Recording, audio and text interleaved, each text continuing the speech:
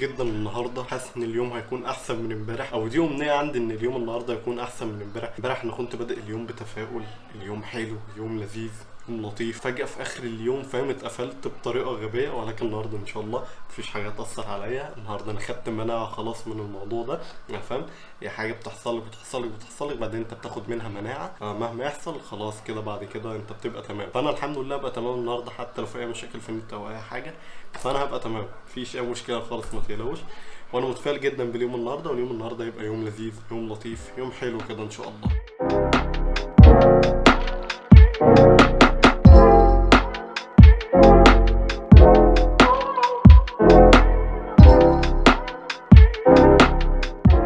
بصوا، انا من ساعه ما صحيت فتحت البي سي، جيت قعدت اشتغل شويه، فجاه لقيت ميعاد الكهرباء ان هي المفروض تقطع، فقفلت البي سي وكل حاجه بحيث ان مثلا ما يحصلش اي حاجه للبي سي وكده. فقعد دلوقتي بقالي 45 دقيقه، المفروض ان الكهرباء كانت تقطع من 45 دقيقه، الكهرباء ما قطعتش. انا مش بشتكي، لا انا مبسوط جدا، ولكن مقلق ان انا افتح البي سي واكمل شغل في خلال الساعتين بتوع الكهرباء. فانا مش هفتح البي سي ولا اعمل اي حاجه غير لما ساعتين الكهرباء يعدوا، بسبب ان مفيش اي حاجه طلعت. يعني انا بخش وببص على الصفحات الرسميه وكده، مفيش اي حاجه طلعت قالت ان الكهرباء مش هتقطع النهارده.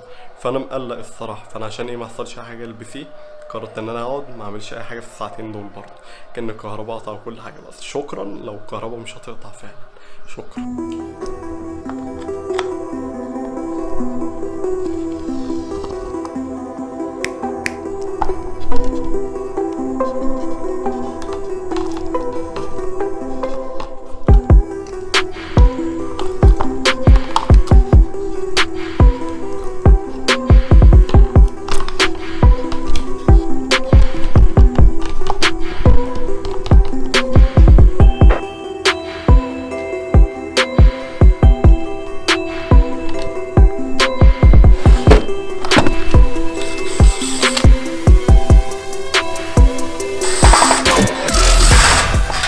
لسه الكهرباء ما قطعتش، ولكن قررت ان انا افك المروحه بتاعتي وانزل اروح اصلحها، بسبب ان هي ما عادتش بتشتغل بكل طاقتها، عادت بطيئه جدا وفي نفس الوقت محتاجه بلي عشان عادت بتعمل صوت. فقلت اروح اعمل لها صيانه، يعني الصيانه الدوريه بتاعتها او الصيانه بتاعت كل سنه. فقلت ايه كده كده مش هفتح البي سي لحد ما الكهرباء تقطع او يعني الميعاد بتاعها يعدي، فقلت اروح اصلحها واستغل الوقت ده.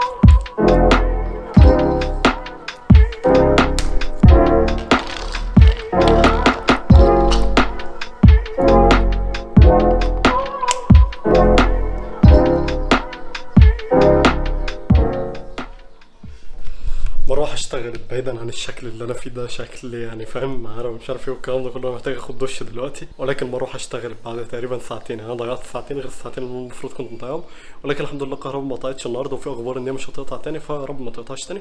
ولكن اهم حاجه ان بروح اشتغل. A few moments later. حرفيا انا في مشكله كبيره دلوقتي. الساعه دلوقتي 8:30، لسه هكمل ايديتنج دلوقتي، فغالبا هيحصل نفس المشكله اللي حصلت امبارح، او مش عارف يعني، مش عارف لسه الدنيا هتروح على فين، ولكن ان شاء الله ما يحصلش اي مشاكل والدنيا تبقى تمام يعني. ولكن لسه ابدا دلوقتي مع القهوه مش لذيذه يعني، على طول مش لذيذه، ولكن احنا بنقول قهوه لذيذه وكده. بس على العموم يعني هبدا دلوقتي وان شاء الله اخلص كل اللي ورايا. المهم خلصت معظم الحاجات اللي هتعمل في البيت، يفضل لي بس حاجه واحده نعملها بعد ما اخلص ايديتنج يعني، من الفيديو يعمل ريندر وكده. ولكن هبدا دلوقتي ومش هرغي كتير بسبب ان انا لازم الحق الوقت معايا، بسبب ان انا يعني ضيعت وقت كتير جدا. بس يلا بينا.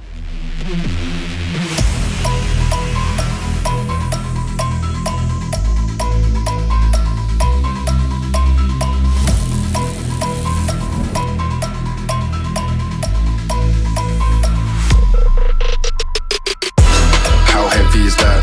Light work with the bass on the track, on my face in the back like I'm taking a slap. I need a drink but it's straight from the tap. And I'm hating the slack, couple man slide around like they hate in the gaff. Please stop talking that trash cause the vibes in the front all the way to the back. الساعة 9:30 دلوقتي، خلصت ايديت الفلوج وحاليا الفلوج بيعمل ريندر. ولكن عندي الاضاءة دي لو فاكرين ان انا كنت عملتها بقالي فترة كبيرة جدا، ولكن من ساعتها انا لسه ما جبتلهاش فيشة. فانا كنت بعمل مروحة، كان في كهرباء جنبنا فجبت منه فيشة وكده، قلت ايه اركبها للاضاءة دي. انا لما اسلك كده بسبب ان ايه ساعات ايه كل شوية بتقعد تفلت لما باجي احطها في المشترك او حاجة، لازم فيشة تحطها مش عارف ايه. فقلت يعني ايه ده فيشة يعني ب 10 جنيه ولا ب 5 جنيه مش عارف ايه اجيبها، فطلع ب 10 جنيه بس عادي يعني جبتها يا جدعان. ده حاجة بسيطة يعني، المفروض كانت تبقى موجودة. المفروض اصلا كل بيت يبقى فيه واحدة من دي على الاقل مركونه كده لو حد احتاجها ولا اي حاجه. على العموم جبت الفيشه اهي هركبها دلوقتي. لكن بقى عندي استفسار، مين لسه بيعمل مسامير عاده يا جدعان؟ مين لسه بيستخدم اصلا مفكات عاده وكده؟ كلها بتبقى صليبه او نجمه او مش عارف اسمها بالانجليزي ايه، بس ما عادش حد بيعمل عاده يا جدعان، انا ما بحبهاش الصراحه.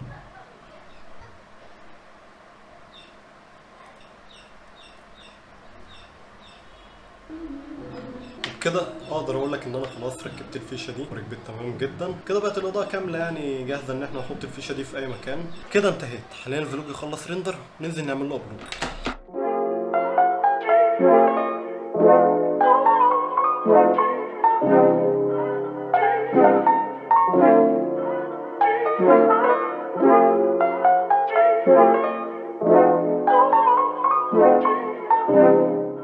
والله الفرع اللي جنب بيتي كان النت فيه بطيء جدا، فاضطريت اجي الفرع اللي ورايا ده النت فيه كان كويس نوعا ما، فقدرت اعمل ابلود بالفيديو.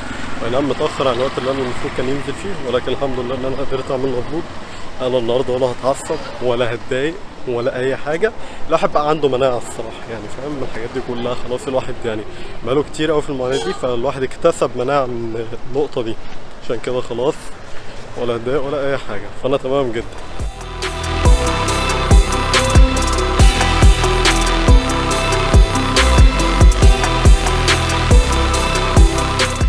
اول حاجه لازم تعملوها دلوقتي ان انتوا تتجاهلوا هذا الوجه العابس، بسبب ان انا حرفيا تعبان جدا. كان يوم مليء بالاعمال المنزليه اكتر ما هو مليء بالشغل بتاعي. الشغل بتاعي ما خلصتش منه غير حاجه واحده النهارده بس، فبكره هيكون يوم مليء بالشغل، بسبب ان بكره هيبقى في الشغل بتاع النهارده والشغل بتاع بكره، فبكره هيبقى يوم زحمه نوعا ما. بس عايز اعرف رايك في الكام شوط كده اللي احنا حاولنا نعملهم بطريقه سينمائيه نوعا ما يعني. عايز اعرف رايك في التصوير كده، واحنا كنا بنعمل مروحه والكلام ده كله، بعيدا عن ان انا في اكتر من مره صورت وبعد ما خلصت الحاجه اجي ابص الاقي ان انا اصلا ما صورتش اي حاجه. فدي كانت صدمه كبيره جدا بالنسبه لي، لدرجه ان انا فاهم ما عدتش التصوير، بس انا مش هينفع تعيد التصوير في الحاجه اللي زي كده. ولكن في كام حاجه كده خلف الكواليس هتلاقي نزلت على انستجرام، لو انت مش متابعني هناك هيفوتك الكلام ده كله، واللي صدقني انت مش عايز يفوتك الكلام ده. في نفس الوقت الصراحه مفيش طاقه ان انا اعمل اي حاجه تاني، بسبب ان انا تعبان جدا وعايز انام. اول مره فعلا ابقى في الوقت ده عايز انام. احنا نوعا ما بدري جدا عن الوقت اللي انا بنام فيه، ولكن عايز انام مش عارف ليه، سبب انا اجهله. ولكن كويس عشان اصحى بدري بكره يبقى معايا وقت كتير، والوقت بتاع الصبح ده زي ما انتم عارفين حلو جدا. فالنهارده كده كان يوم خفيف، يوم بسيط، يوم نوعا ما لذيذ. ما اقدرش اقول لذيذ 100% بسبب ان حصل اكتر من حاجه كده، ولكن نقدر نقول ان هو لذيذ بنسبه 70% 60% حاجه زي كده يعني. فكفايه رغي عشان انا تعبان الصراحه، مش قادر ارغي اكتر من كده. اشوفكم بكره، سلام.